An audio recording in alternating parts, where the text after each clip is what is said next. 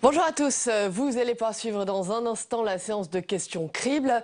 Alors les questions cribles, vous le savez, ce sont ces questions très précises que posent les sénateurs à un ministre. Le thème aujourd'hui, la pratique et la réalité agricole et le code de la propriété intellectuelle. Et le ministre aujourd'hui, c'est Stéphane Le Foll, ministre de l'Agriculture. Un débat d'actualité alors que la Commission européenne vient tout juste d'autoriser la culture d'un nouveau maïs OGM. Voilà, tout de suite, on se dirige vers l'hémicycle. Une idée assez simple. Je crois que sur cette question des semences et de tout ce qui peut être posé comme question avec les questions de la génétique, des organismes génétiquement modifiés, tous les débats qu'on va avoir aujourd'hui doivent être mis sous un objectif simple. Essayer d'éviter les caricatures. Et j'inviterai tous ceux qui vont intervenir après de rester dans ce cadre-là.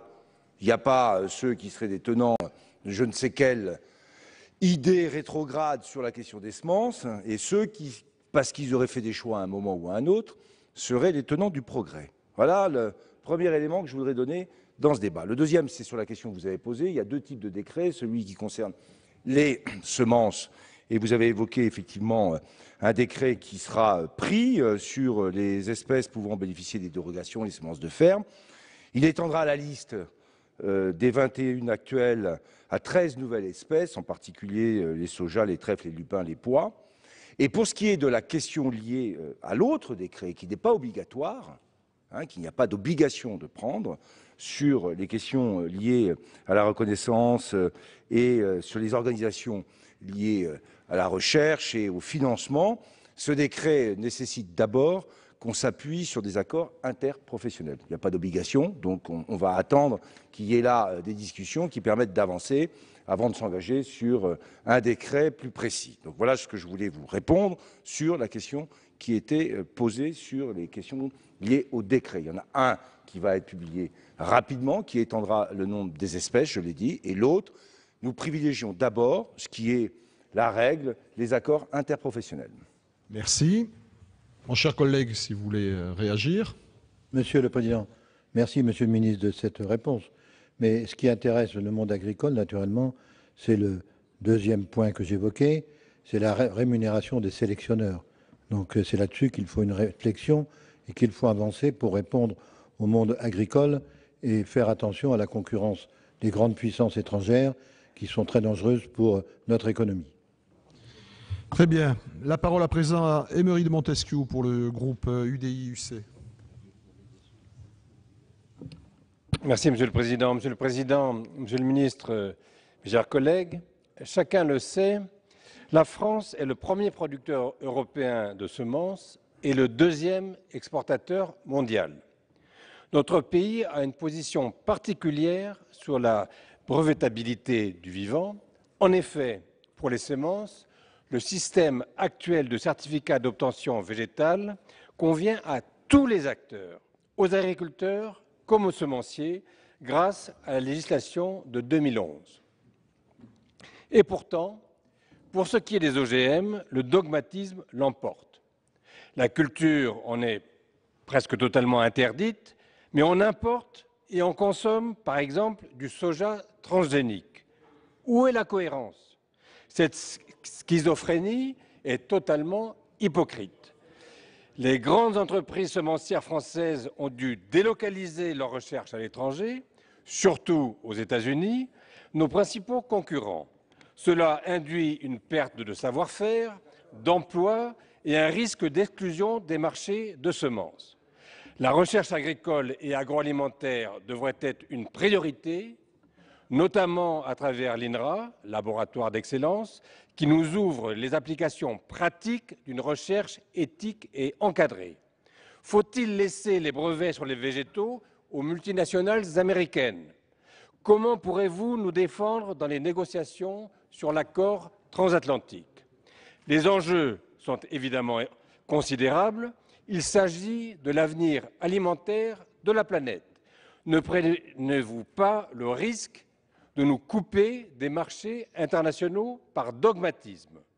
Comment, Monsieur le ministre, comptez-vous amender votre projet de loi d'avenir de l'agriculture, prochainement examiné par notre Assemblée, pour que celui-ci ne nous coupe pas de la recherche, de l'innovation et de la prospective? Merci. Monsieur Stéphane Le Foll. Monsieur le Président, Monsieur le Sénateur, j'avais commencé mon propos en essayant de vous dire qu'il faudrait éviter les caricatures. Eh bien, Monsieur le Sénateur, votre question prouve que nous avons encore des progrès communs et collectifs à faire. Si ce que vous dites était vrai, la France serait-elle aujourd'hui le premier producteur de semences d'Europe? La France serait-elle aujourd'hui le troisième producteur de semences du monde? La France serait-elle aujourd'hui le premier exportateur de semences du monde? Il faut quand même qu'on objective un peu ce débat. Il faut qu'on essaye de regarder les choses avec pragmatisme, réalité. Est-ce que la grande question posée par les fameux organismes génétiquement modifiés, souvent vantés par certains, c'est l'enjeu du marché mondial de la semence? Si c'était le cas, on ne serait pas là où nous en sommes. Et nous avons gardé cette place sans avoir, d'ailleurs, de grandes firmes internationales dont on entend souvent parler et qui viennent d'ailleurs d'outre-Atlantique, mais en ayant plutôt un tissu de PME, PMI qui fonctionne parfaitement bien et qui répondent à des objectifs extrêmement précis. Je répète, nous sommes aujourd'hui devenus, cette année, le premier exportateur mondial, ou l'an dernier plutôt le premier exportateur mondial. Donc, qu'est-ce qu'on a à faire?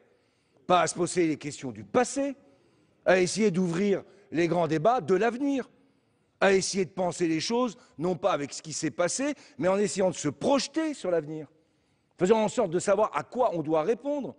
Quel est l'enjeu à l'échelle mondiale? Il est celui du défi alimentaire, tout le monde en sera d'accord. Il est celui de la prise en compte de la préservation des ressources naturelles et de la capacité qu'on a à produire des produits agricoles. On sera d'accord. À partir de là, est-ce que la question de savoir si des OGM résistants à tel ou tel herbicide, c'est la réponse? J'en doute. D'autant plus que la réalité me donne plutôt raison. Qu'est-ce qui va se passer demain? Et ça, je veux le dire ici au Sénat. Une page va se tourner. La question des OGM de la première génération va se tourner. Et la recherche scientifique, elle va s'ouvrir avec d'autres potentialités. Et je dis ça sans remettre en cause la potentialité qu'il y a dans des recherches génétiques. Mais je dis que les OGM résistants aux herbicides, les OGM pesticides, je crois qu'on va tourner la page. Et qu'il y en a une autre qui va s'ouvrir. Je pense en particulier sur les débats qui ont lieu aujourd'hui sur le riz doré. Il y a des questions posées pour l'amélioration du niveau de vitamine A dans un certain nombre de céréales. Ça, c'est une question qui répond à un enjeu d'intérêt général et non pas à un enjeu de profit particulier. C'est ça l'enjeu. La page se tourne. Si vous êtes capable, ouvrons ensemble une nouvelle page. Très bien, merci. Emery de Montesquieu. Je ne sais pas qui fait de la caricature, Monsieur le ministre. J'ai souhaité qu'on passe par l'INRA pour faire une recherche éthique et encadrée. Je constate un fait évident, c'est que nous faisons des recherches sur des produits parce qu'on ne peut pas les faire en France. Je constate aussi que l'on importe des semences qu'on n'a pas le droit de produire. Donc il me semble qu'il y a un paradoxe évident. Ni vous ni moi, nous sommes des forcenés d'un système ou de l'autre. Je considère qu'il y a un marché considérable et que certains interdits qui touchent nos semences risquent de nous couper du marché international qui est considérable. Alors nous continuons avec la question de René Nicou pour le groupe socialiste. Oui, merci Monsieur le Président. Monsieur le ministre, ma question porte sur les inquiétudes qui ont récemment émané du milieu agricole à l'occasion de la discussion sur la loi de lutte contre la contrefaçon au Parlement, mais également dans le cadre de la loi d'avenir agricole sur le risque de remise en cause du recours aux semences de ferme pour les agriculteurs. Ces inquiétudes ont pu être légitimement suscitées par le renforcement de la protection douanière et son extension aux certificats d'obtention végétale, prévue par la loi de lutte contre la contrefaçon récemment adoptée par le Parlement. Ainsi, le contrôle accru sur les droits de propriété intellectuelle sur les variétés végétales a pu s'apparenter à un dessaisissement pour les agriculteurs de leur droit à ressemer, sans autorisation du semencier, le produit de leur récolte obtenue grâce à la mise en culture de certaines variétés protégées. Or, l'avantage qui a toujours été mis en avant du certificat d'obtention végétale tel qu'il a été conçu dès 1961 est que le monopole d'exploitation de la variété qu'il couvre ne vaut que pour l'exploitation de cette variété et ne fait pas obstacle à l'utilisation de celle-ci comme source de nouvelles variétés obtenues par croisement. Par ailleurs, les prémices des débats autour de la loi d'avenir pour l'agriculture et la forêt ont souligné une attente largement partagée des agriculteurs pour défendre l'utilisation de semences de ferme sur leur propre exploitation, ce qui est autorisé par la loi. Mais qu'en est-il de l'échange de semences dans le cadre de l'entraide ou de la vente, dans la mesure où cette transaction de semences autoproduites d'une variété protégée par un COV peut être qualifiée de contrefaçon? Aussi, Monsieur le ministre, pouvez-vous nous assurer que les semences de ferme sont toujours protégées par la législation nationale et que les agriculteurs ne seront pas susceptibles de se retrouver accusés du délit de contrefaçon s'ils utilisent ces semences sur leurs propres exploitations ou s'ils procèdent à des échanges dans le cadre de l'entraide? Monsieur le ministre. Monsieur le Président, Madame la sénatrice, sur ce sujet, là aussi, je souhaite rappeler la position qui est celle qui guide le ministère dans ce débat. Sur le débat sur la protection liée aux obtentions végétales, j'ai toujours défendu ce système, puisque je le rappelle, par rapport au brevetage du vivant, si on n'avait pas cette capacité forfaitaire à financer la recherche, un jour ou l'autre, la capacité d'innovation ne serait plus donnée qu'aux grands industriels et qu'aux grandes entreprises. Et là, on a un système qui fonctionne et qui permet de financer la recherche qui profite à tout le monde. Donc sur cette question, je défends et je défendrai toujours ce système de l'obtention qui me paraît être le plus adapté aux enjeux pour l'avenir. Mais sur la question que vous avez posée, sur la question des contrefaçons liées à la garantie qu'on doit apporter aux semences de ferme. Là-dessus, on a travaillé dans le cadre de la PPL sur la contrefaçon pour expliquer de manière très claire que les semences de ferme, dans les conditions définies par le Code de la propriété intellectuelle, ne constituent pas une contrefaçon. C'est le premier point. Exonérées par voie de conséquence, les semences de ferme des domaines pour lesquels des pouvoirs renforcés sont conférés par ailleurs dans cette loi aux douanes, retenues et destructions, puisqu'on est quand même dans un débat sur la contrefaçon. Dans le projet de loi d'avenir, nous avons explicité le fait que la présence fortuite accidentelle de matériel protégé par des droits de propriété intellectuelle dans des cultures, y compris des semences de ferme, ne constitue pas une contrefaçon. Et nous avons permis, par le régime fiscal applicable aux échanges de semences, dans le respect de la réglementation, soit celui de l'entraide que vous avez évoqué, de faire ces échanges dans le cadre des GI2E, groupements d'intérêt économiques et environnementaux. Les avancées au-delà de la loi, même, sont que le décret qui élargit la liste des semences autorisées en semences de ferme, transmis aujourd'hui au Conseil d'État, ajoute, je l'ai dit tout à l'heure à Monsieur le Sénateur, 13 espèces aux 21 qui existent déjà. Le plan semences durables au sein du projet agroécologie, lancé en décembre 2012, vient conforter ces choix stratégiques. Le cofinancement de la recherche sur le développement des variétés adaptées à l'environnement, dans le cadre des appels d'offres du projet CASDAR, va aussi dans ce sens. Et un travail de fond permanent pour mettre tous les acteurs autour de la table et aboutir à des solutions consensuelles et des accords interprofessionnels sur la rémunération de la recherche. C'est ce qui avait été évoqué dans la question précédente. Donc on est, je le dis, je le répète, dans une volonté de dépasser des oppositions, de faire en sorte que les semences de ferme puissent avoir droit, et c'est un droit qui est donné aux agriculteurs. En même temps, rappelons-nous cette chose simple, si nous n'avions pas le financement de la recherche, seules les grandes industries pourraient financer des innovations et à ce moment-là, ça nous coûterait très cher. Voilà le schéma clair et net sur cette question. Merci. Mon cher collègue.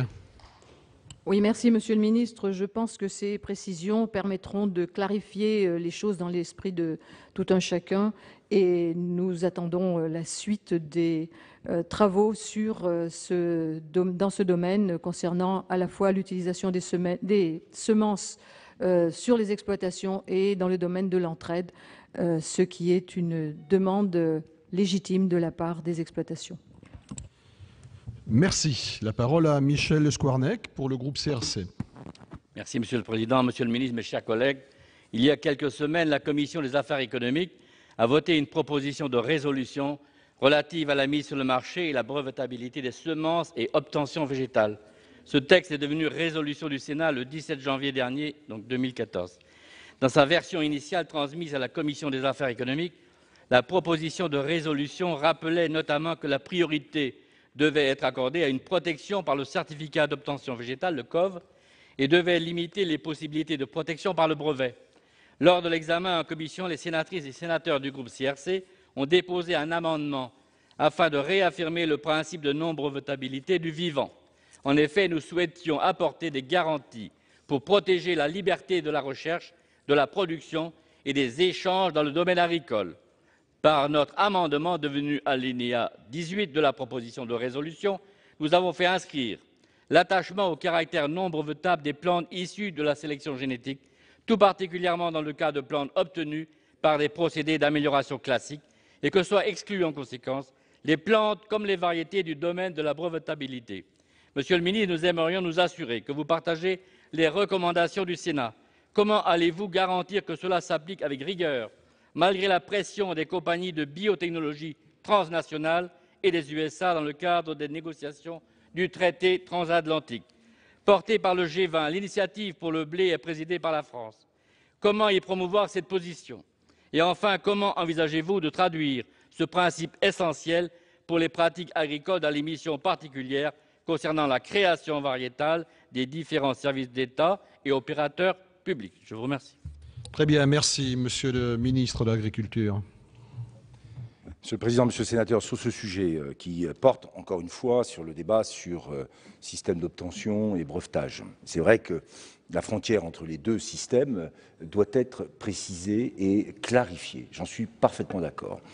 Et c'est pourquoi je voudrais vous indiquer qu'il y a dans ce domaine des travaux qui sont engagés pour mieux articuler ces deux possibilités offertes sur ces deux choix qui sont assez différents, puisqu'on l'a dit tout à l'heure, l'obtention permet ensuite, au-delà l'utilisation et le développement d'un certain nombre de semences, alors que le brevetage, c'est quelque chose qui rend difficile ce processus, ou en tout cas, il faut le payer.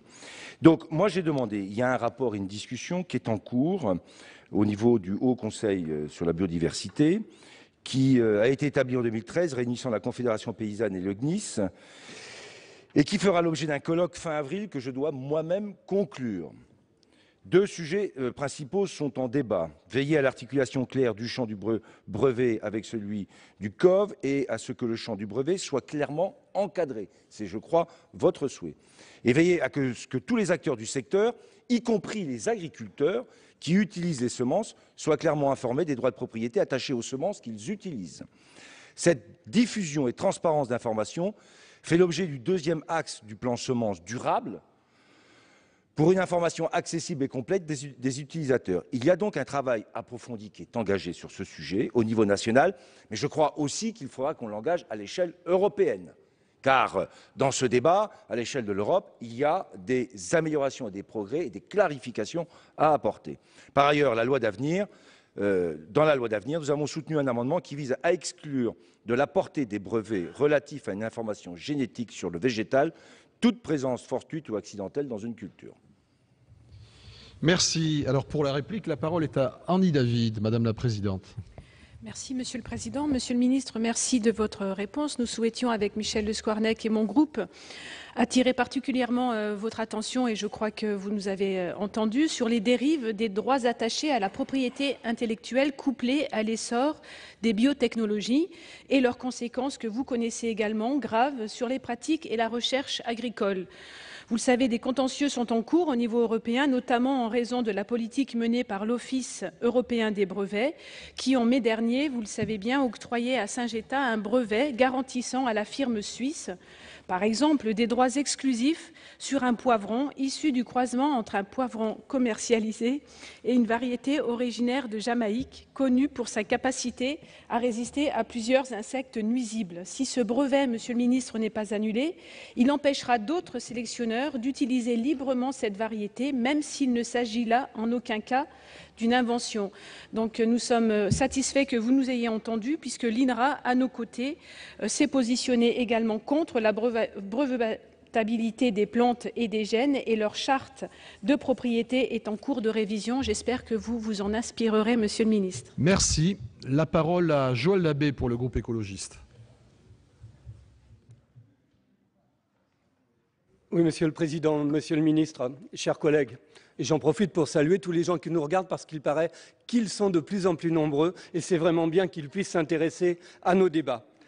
Ma question s'orientera aujourd'hui sur les efforts nécessaires de recherche agronomique portant sur le développement de variétés de semences et de plants adaptés à des systèmes agri-alimentaires innovants. Cela en cohérence avec les nouvelles orientations agroécologiques inscrites dans la loi d'avenir agricole. La diversité génétique participe à une meilleure utilisation de la biodiversité dans les systèmes agricoles. Elle permet de réduire les risques de maladies, de stabiliser, voire d'augmenter les rendements et d'améliorer la résilience des systèmes de production.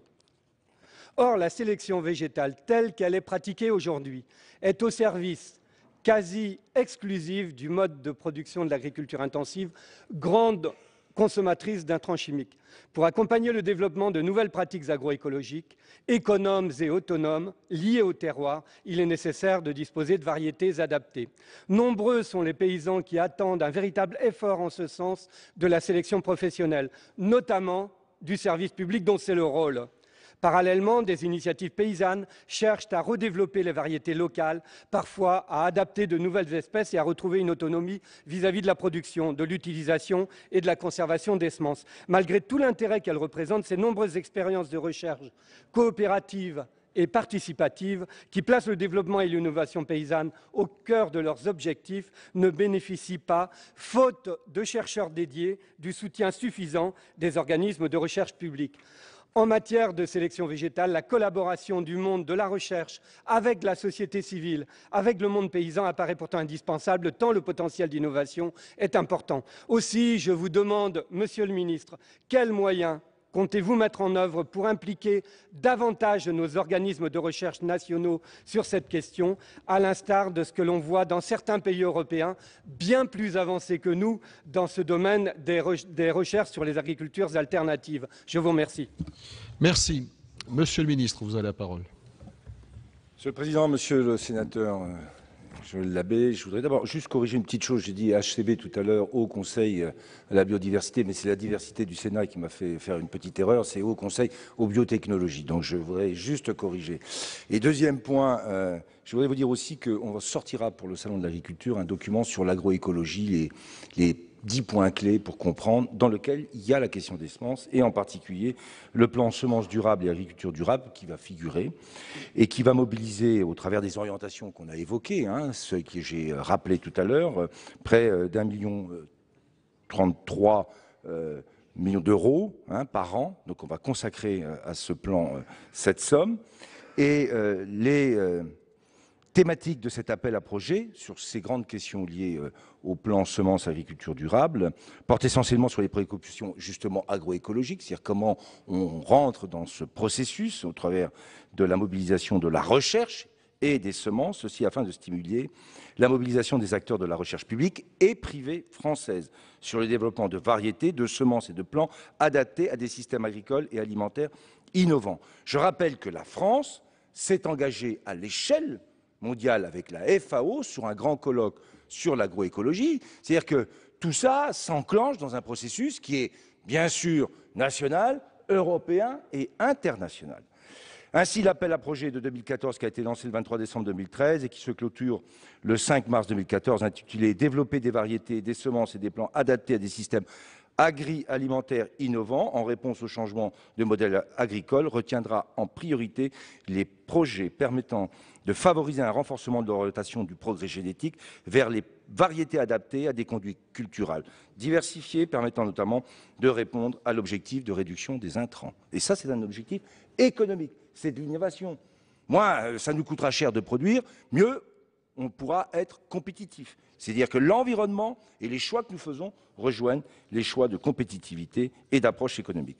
Les approches système seront privilégiées. Vous savez que je suis très attaché à cette idée de système, ainsi que les projets permettant d'identifier, d'exploiter et de potentialiser les interactions positives avec les autres leviers de ces actions. Donc voilà, un plan, 1,33 million d'euros seront disponibles et on fixe ces objectifs à ce plan de semences durables. Merci, mon cher collègue Si vous voulez Monsieur le réagir. ministre, j'entends votre réponse volontariste. Ma collègue Marie Blandin, présidente de la commission enseignement et recherche, me rappelle que les organismes publics de recherche doivent contribuer aux recherches participatives et c'est inscrit dans la loi maintenant.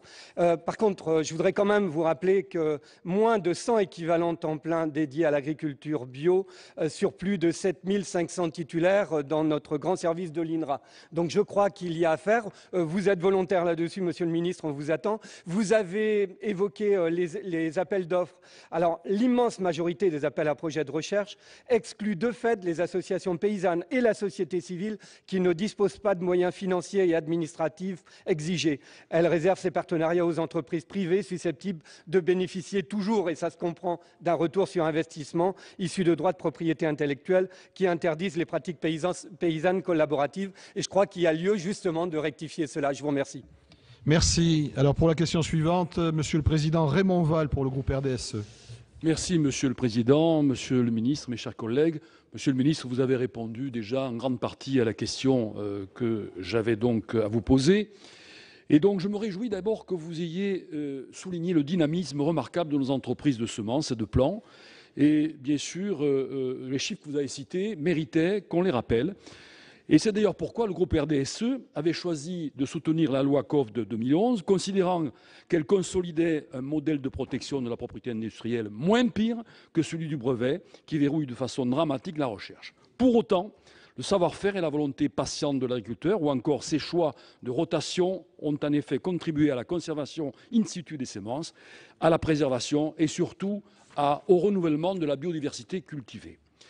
À nos yeux, et vous l'avez souligné tout à l'heure, il fallait étendre l'autorisation au-delà des 21 espèces recensées à l'échelon européen. Vous avez souligné que votre projet prévoyait d'en rajouter 13. Et au minimum, exonérer de la contribution volontaire obligatoire des agriculteurs utilisant des semences de ferme à des fins d'autoconsommation ou pour des cultures réalisées en application d'obligations environnementales. Des avancées semblent se dessiner dans votre projet de loi et nous saurons évidemment revenir sur ce sujet. Vous l'avez rappelé, nous savons aussi qu'il faudra nourrir 9 milliards d'humains en 2050. Il y a donc, à notre avis, une place pour des modèles culturaux et culturels divers. Nous devons reconnaître le droit fondamental des agriculteurs et être les inventeurs de leurs choix agronomiques et leur laisser être les inventeurs. Nous devons pour autant privilégier une logique de complémentarité sur une logique de défiance et d'accompagnement. Monsieur le ministre, nous souhaitons avoir de votre part une confirmation pour assurer les agriculteurs sur les moyens que vous comptez mettre en œuvre pour sauvegarder l'utilisation des semences de terre. Merci. Très bien, Monsieur le Ministre. Monsieur le Président, Monsieur le Sénateur, oui, j'ai déjà, dans les cadres des réponses précédentes, apporté un certain nombre de pistes et de réponses à la question qui est posée, mais je voudrais rappeler que dans le domaine des semences, quand même, sur ce qui est collecté au travers des COV, aujourd'hui, 15% est destiné à la recherche. S'il y a un secteur aujourd'hui qui investit dans la recherche, le domaine des semences français est un domaine dans lequel il existe cette recherche, c'est cette recherche publique, collective. Et donc je pense que ça, il faut le souligner, c'est l'occasion de rajouter des éléments à ce que j'ai dit tout à l'heure. Alors après, il y a les débats sur ce qui ont été évoqués tout à l'heure, les choix, on doit favoriser la diversité, on ne doit pas se focaliser uniquement sur quelques choix, parce que je pense que c'est très important. Je le sais lorsque je me déplace à l'étranger, la qualité des semences françaises est extrêmement demandée, et l'expérience et l'expertise française de la même manière. C'est la recherche, c'est les entreprises.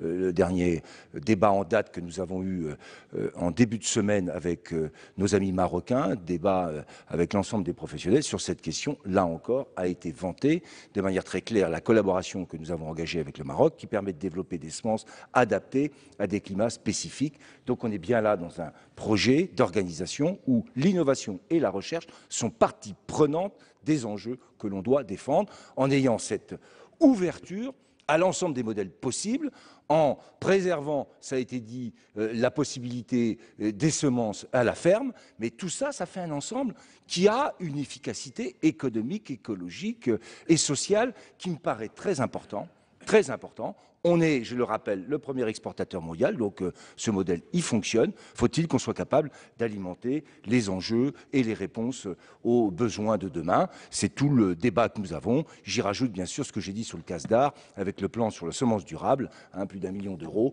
qui sera mobilisé, là encore, pour favoriser cette recherche. Mais je le rappelle, dans ce secteur, 15% de ce qui est collecté est réinvesti dans la recherche. C'est quand même à souligner et à appuyer. Merci. Monsieur le Président Valls, si vous souhaitez réagir. Merci, Monsieur le Président. Non, je voudrais simplement dire à Monsieur le Ministre que je suis satisfait par sa réponse, ainsi que mon groupe, et que je voudrais saluer son courage. Voilà, merci. Très bien, je vous remercie. Et je passe la parole à Rémy Pointereau pour le groupe UMP. Oui, Monsieur le Président, Monsieur le Ministre, mes chers collègues, c'est vrai que les questions sont assez étroites dans un sujet assez circonscrit. Nous avons bien compris, Monsieur le Ministre, à travers vos diverses interventions, que votre gouvernement n'est pas favorable à la brevetabilité des gènes natifs. Gènes natifs, c'est-à-dire la découverte d'un gène à l'intérieur d'une espèce. C'est également, depuis 2011, la position des semenciers français dans le cadre des COV. Et le Sénat est le lieu où nous avons, dès l'origine, posé des questions quant à la brevetabilité des inventions biotechnologiques introduites dans les variétés végétales. Nous avons ainsi fait introduire l'exception de sélection dans le cadre de la transcription de la directive 98/44 sur les inventions biotechnologiques, qui a été également reprise dans le cadre du brevet unitaire européen par le précédent gouvernement et heureusement par le gouvernement actuel. Mais il reste un problème permanent sur les gènes natifs et des positions concernant le brevet sur ces mêmes gènes. Ainsi, un obtenteur qui intégrerait un gène breveté dans sa variété serait dans l'obligation de s'entendre avec le propriétaire du brevet pour en faire l'exploitation commerciale, ce qui serait, vous vous en doutez, très difficile. Derrière les déclarations de principe, Monsieur le Ministre, qu'allez-vous engager comme démarche pour introduire dans la loi française et la réglementation européenne la non-brevetabilité des gènes natifs? Je vous remercie de votre réponse. Stéphane Le Foll. Monsieur le Président, Monsieur le Sénateur, sujet alors extrêmement précis sur les gènes natifs. Comme quoi, le Sénat a un travail qui, ici, montre toute l'acuité et l'expertise qui existe dans cette noble Assemblée. Donc sur cette question des gènes natifs, d'abord, il y a un premier point qu'il faut, pour être simple, sur lequel il faut qu'on réponde, c'est que sur cette question, il y a une discussion à l'échelle européenne sur toute la question des semences qui est engagée. Et c'est vrai qu'on ne pourra pas avoir de législation purement nationale sur cette question. Ceci étant dit, ce que vous venez de dire par rapport aux gènes natifs est parfaitement vrai d'abord, mais ça, ce n'est pas le sujet, mais les questions que ça pose par rapport à l'utilisation possible après de ces brevets est une vraie difficulté. Donc je l'ai dit tout à l'heure, dans le cadre de ce qui a été engagé dans le cadre du HCB, et dans ce que nous allons avoir à faire d'ici avril, dans ce colloque qu'on va organiser et qui a permis de réunir le CNIS et un certain nombre d'autres partenaires, et en particulier la Confédération paysanne, pour que tout soit clair, on va avoir à tirer des conclusions des travaux qui sont engagés, et sur cette question-là en particulier.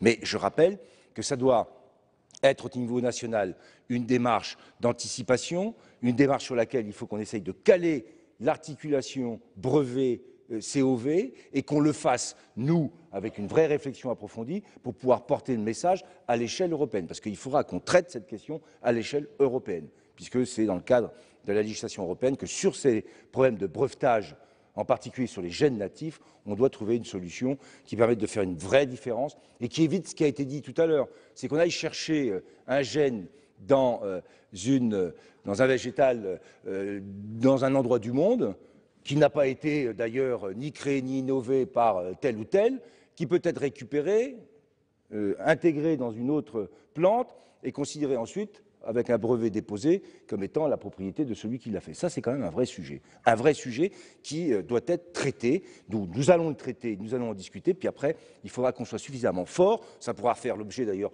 d'un débat ou de positions plus fortes qui soient prises pour qu'à l'échelle européenne, on pèse pour que ça ne puisse pas avoir les conséquences que vous évoquiez tout de suite, Monsieur le Sénateur. Merci, Monsieur le Sénateur. Merci, Monsieur le Ministre, de constater que le Sénat est une chambre d'experts, mais ça, vous le saviez. Vous saviez également que le certificat d'obtention végétale, dont j'étais le rapporteur, est finalement une bonne boîte à outils pour protéger la recherche en création variétale, et parce que ça permet l'accès totalement libre à ces variétés. Ainsi, n'importe qui peut créer de nouvelles variétés à partir de variétés déjà commercialisées. Et tout le monde est ainsi à égalité de traitement, contrairement au brevet qui bloque l'accès de ces variétés pour en créer de nouvelles et qui n'est adapté, je dirais, que pour les OGM, puisque là, il s'agit vraiment d'invention. On ajoute un gène concernant la résistance à un herbicide ou à un insecticide. C'est complètement différent. Pour autant, il faut que les chercheurs, les sélectionneurs, les agriculteurs jouent gagnant-gagnant. Et pour ça, il faut favoriser la recherche parce qu'on aura besoin de produire de plus en plus pour nourrir la planète. Mais il faut que chacun puisse, je dirais, en tirer une juste rémunération. Et le système de protection de l'obtention végétale encourage davantage la recherche variétale que le brevet. Je crois que c'est un moyen de protéger sans confisquer. Merci. Alors la parole est à présent à Richard Yung pour le groupe socialiste. Monsieur le Président, Monsieur le Ministre, mes chers collègues, ma question porte sur le projet de règlement sur l'enregistrement des obtentions végétales qui a été proposé par la Commission européenne au mois de février 2013. Ce projet vise à rassembler en un règlement, c'est-à-dire d'application immédiate, une quinzaine de directives différentes. Et c'est vrai que c'est assez confus et assez compliqué à appliquer, donc l'idée même est bonne.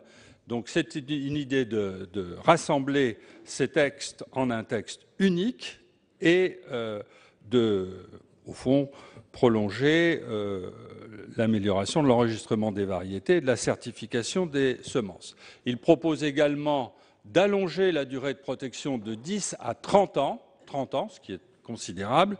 Et enfin, il couvre un certain nombre de choses comme les semences de niche, les variétés anciennes qui sont tombées en désuétude et un certain nombre d'autres points. C'est un texte important puisque, comme ça a été dit, nous sommes un des principaux pays actifs en matière de production et d'exportation de semences.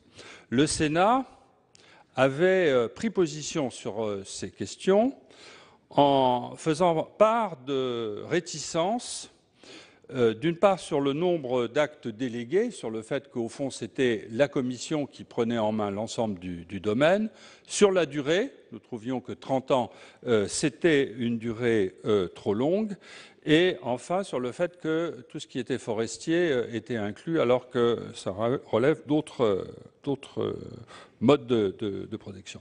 Donc ma question, Monsieur le Ministre, c'est devant le fait d'ailleurs que le Parlement européen est très réticent, quelle est la position du gouvernement français et comment voyez-vous l'avenir de ce texte ? Très bien, la parole à Monsieur le ministre Stéphane Le Foll. Monsieur le Président, Monsieur le Sénateur, d'abord sur cette question, vous l'avez évoqué, il y a une proposition qui a été mise sur la table par la Commission sur un nouveau règlement, sur une évolution du règlement européen, qui ne sera pas l'aboutissement du débat sur la question globale, obtention, brevetage, sur le cadre juridique général, mais qui fait partie du débat.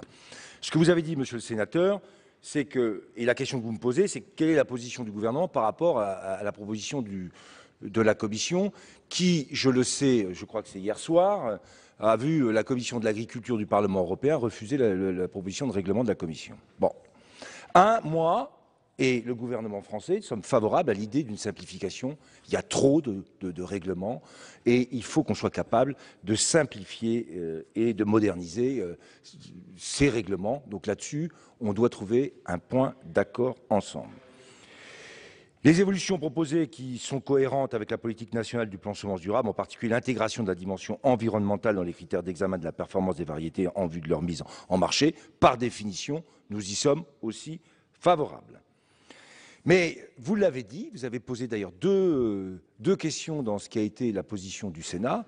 Il y a derrière ce règlement les actes délégués qui donnent une position extrêmement favorable à la Commission. Et si j'en juge par ce qui vient de se passer sur l'autorisation du maïs Pionnier 1507 cette semaine, alors que le Parlement européen à une large majorité a voté contre l'autorisation, que 19 pays sur 27 se sont prononcés contre l'autorisation et que 4, et pas des moindres, pays se sont abstenus, la Commission a dit qu'elle appliquait et qu'elle mettait l'autorisation, renvoyant aux États la responsabilité de décider ensuite. Je suis, comme vous, extrêmement vigilant et prudent par rapport à ce règlement sur l'espace donné dans le cadre des actes délégués à la Commission ensuite pour l'appliquer. Donc, si on est d'accord sur deux objectifs, moderniser, simplifier, intégrer la dimension environnementale, là-dessus on peut soutenir, il faut qu'on soit extrêmement vigilant aux conditions dans lesquelles ça s'appliquera ensuite, en particulier à cause des actes délégués pour la Commission. Donc réduisons aussi ces possibilités. Merci. Richard Yung. Oui, merci, Monsieur le Ministre. Je crois que nous partageons ce sentiment. Je pense que sur le fond, la Commission a été trop timide et n'a pas affirmé suffisamment fort la primauté du certificat d'obtention végétale dans le système européen par rapport aux États-Unis qui utilisent, enfin pas essentiellement, uniquement le brevet. Et il y a en fait un combat, et ça sera dans le débat transatlantique, entre l'Europe et les États-Unis, entre le COV et le brevet. Et j'attire l'attention des collègues que la grande chambre de recours de l'Office européen des brevets doit rendre une décision dans les mois qui viennent sur le fond, concernant le brocoli et concernant la tomate, qui sera une décision qui fondera la suite de la politique de séparation entre le brevet et le COV. Donc on voit bien que ce n'est pas au niveau français, comme l'a dit excellemment le ministre, mais que c'est au niveau européen que ça se passe. Merci. Merci. La parole à Madame Sophie Primas pour le groupe UMP. Merci, Monsieur le Président, Monsieur le Ministre, mes chers collègues. Monsieur le Ministre, je souhaite attirer votre attention sur les moyens juridiques donnés à la lutte contre la contrefaçon de produits phytosanitaires. Donc on s'éloigne un petit peu des semences. Les importations parallèles et les fraudes aux pesticides sont de véritables fléaux qui occasionnent la diffusion de substances actives non autorisées sur notre territoire. Celles-ci peuvent mettre gravement en péril la santé des utilisateurs, avoir des effets naturellement dramatiques sur l'environnement et l'alimentation et constituent également un préjudice pour les entreprises. Dans le cadre de la mission d'information sur les pesticides... Nous interrompons cette séance de questions cribles pour prendre tout de suite la direction de Sciences Po Paris, édition spéciale sur les chaînes parlementaires pour suivre en direct le grand oral des candidats à la mairie de Paris devant les étudiants de Sciences Po. Les 5 candidats qui s'exprimeront à tour de rôle pendant